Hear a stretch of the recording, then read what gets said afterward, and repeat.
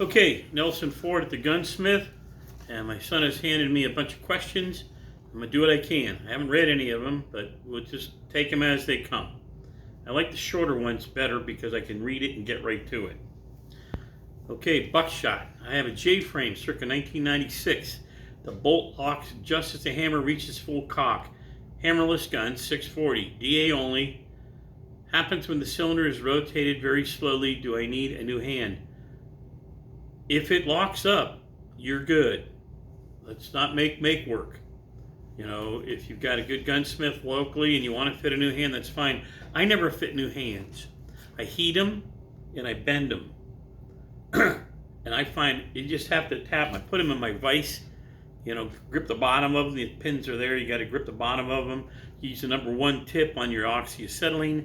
Just get a little hot in the middle. Watch it. Take your ball peen hammer, heat it up, just tap it a couple times, and make a mark on your vise that you're looking at. You know, in other words, look at that hand and see where it's sitting, and there's a little ripple in your vise or a little mark, or you know, vices are a mess.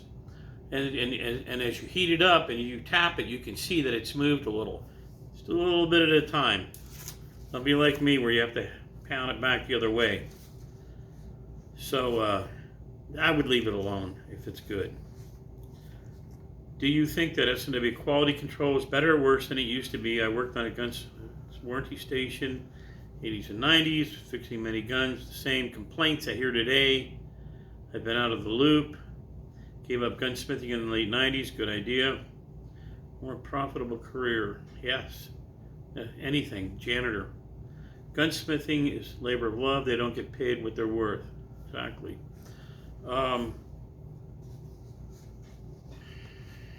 I'm going to get in trouble for saying things.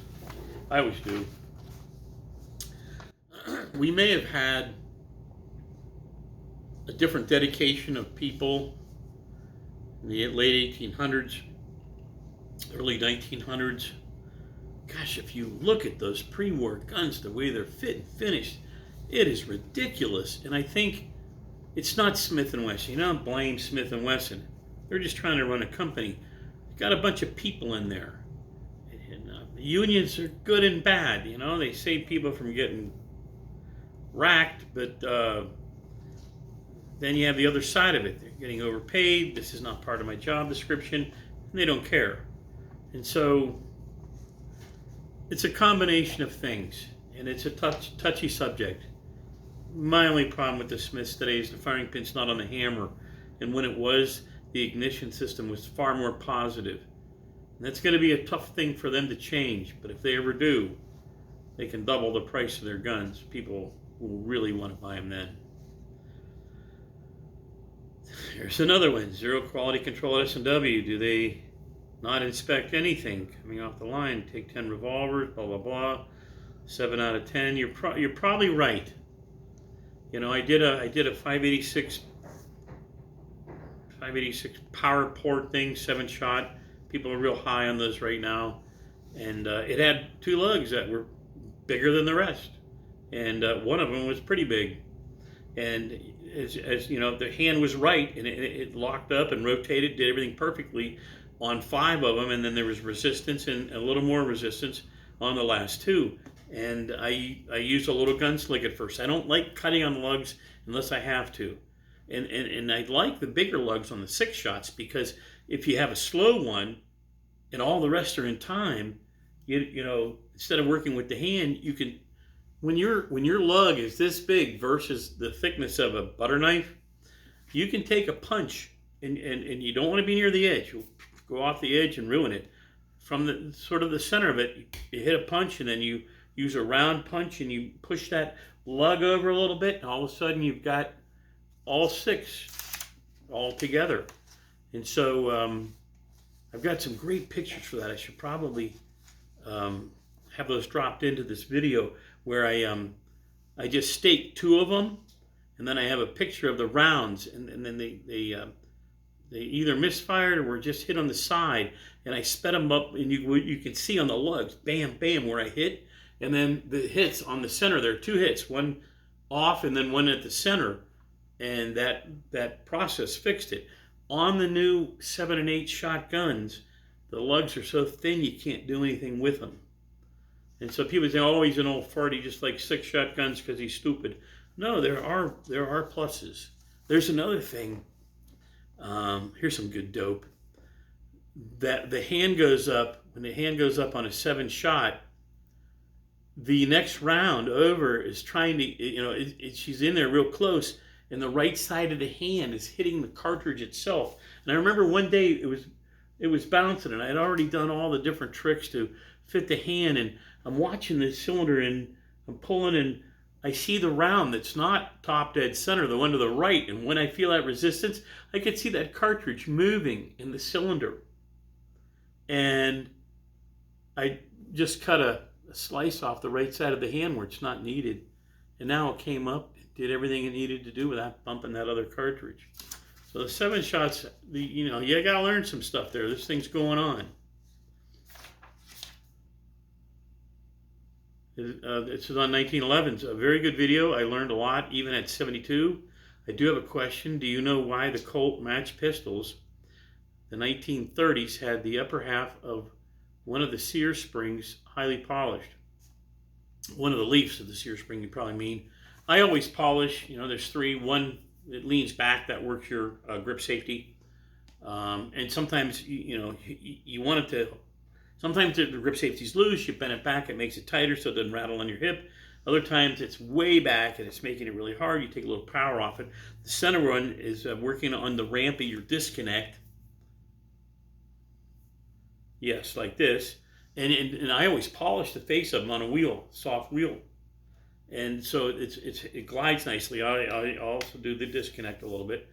And then of course your sear spring, I always cut off the side of it where the frame is rounded so it doesn't drag over there, and then polish the contact point. So to answer your question, all those little contact areas should be polished with a soft wheel, nothing hard.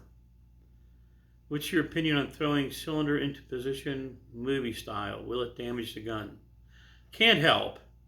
Whenever you're abusing, I watched a guy drop a slide on a new Colt, a new stainless one with the blue grips and the red front sight.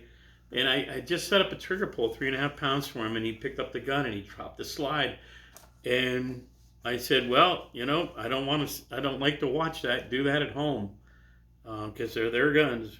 And if you watch one of my other Q&As, I discuss what the problems with that are. Okay, we have one here from Jack about minimal loss of pressure or speed with opening the gap. I would never open the gap on a cylinder barrel gap. They should be 4 thousandths. You should leave them there. I bought a gun a couple years ago, a Model 10 with a Bomar rib on it, the short rib for the 4-inch. And first time I took it out shooting, I didn't even really notice or inspect it that well. Had an 18 thousandths gap. First round I fired, went bam! I had muffs on, my phones. And I looked over at my partner and I said, my shooting partner, and I said, was that loud? And he goes, yes, it was. I said, let's pay attention to this thing. And I fired it again and bam! So I brought it back to the shop and gapped it. It was 18, and I had to turn the barrel in a full turn, which is, I think, 27 thousandths. So then I had to knock off whatever to make it 4 thousandths. There was a test in 1981 with the Wesson. They had the adjustable deal there. You can gap them yourself. Anyway, they went from closed gap out to 2 thousandths at a time, and they only lost 6% of the velocity at 20 thousandths. So the velocity didn't change, and I don't know if the pressure, you're worried about the pressure that you can run 357 magnums and reduce the pressure. When that 296 or H110 or 630, that ball powder's going off those magnum loads, you're asking me if you should take 2 steps back from C4, and that'll make a difference. It won't. It's still going to burn that cone. It's going to be nasty. Okay, here's a guy named Gary. He's got a a 1917. He likes the gun. The timing's good, but he looks down the bore and the lancing grooves are still fairly sharp. The bore isn't shiny. It looks like it's been slightly blasted. I was told it's possible that someone might have used corrosive primers. Can you shed any light on this condition? Still very accurate. First of all, if it's still very accurate, we're good. You know, you're good. Sometimes people say send some jacketed bullets down there and take a look at it.